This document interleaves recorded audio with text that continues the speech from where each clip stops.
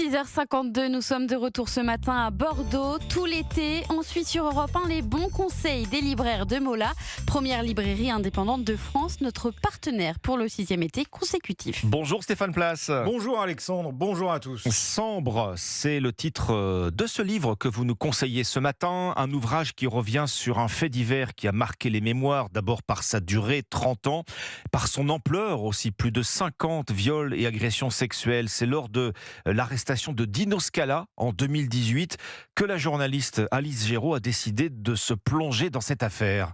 Oui, quand elle découvre cette affaire, effarée, cette journaliste se pose une question assez simple. Comment un homme a pu agresser et violer autant de femmes pendant aussi longtemps sur un aussi petit territoire ? L'an dernier, celui que l'on a rebaptisé le violeur de la Sambre, du nom de cette rivière qui traverse la frontière franco-belge, a été condamné à 20 ans de prison pour 54 faits de viol, tentatives de viol et agressions sexuelles commis depuis 1988. Condamnation dont cet ouvrier, père de famille, entraîneur d'un club de foot, monsieur tout le monde en somme, a fait appel. Il y aura donc un second procès. Dans ce livre remarquable, Alice Géraud retrace ces 30 années terribles, d'abord en allant à la rencontre des victimes, en recueillant leurs témoignages, leurs douleurs, en soulignant aussi les errements, les dysfonctionnements à peine croyables de la police, de la justice. En 2004, par exemple, elle le raconte, les policiers ratent l'occasion de prélever l'ADN de Scala. Sambre, c'est le titre de ce livre qui a captivé Agathe Avon, libraire chez Mola. Il est bouleversant. On ne parle pas cette fois de l'agresseur. Non, on retrace vraiment l'histoire des victimes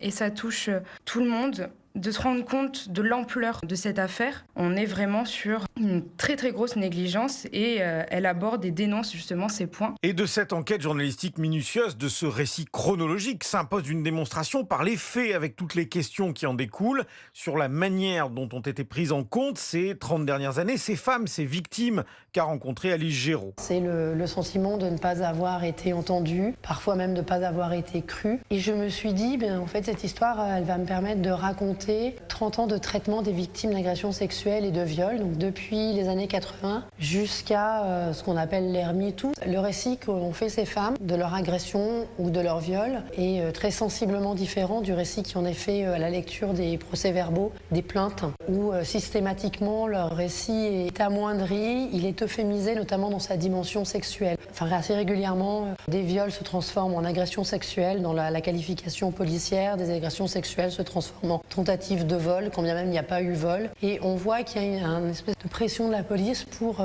amenuiser l'importance des faits et notamment essayer d'en chasser la nature sexuelle. Prix Polar et Justice, prix du livre du réel 2023 aussi, Sambre et la radioscopie exceptionnelle d'une affaire criminelle qui en dit long sur notre société, sur nos institutions, sur le traitement des violences sexuelles. Sambre est paru chez Lattès. Quant à cette affaire, elle n'est donc pas terminée puisque Scala a fait appel de sa condamnation, mais aussi parce qu'au printemps dernier, une nouvelle enquête a été ordonnée sur des faits de viol et d'agression sexuelle. Il est 6h55 sur Europe 1.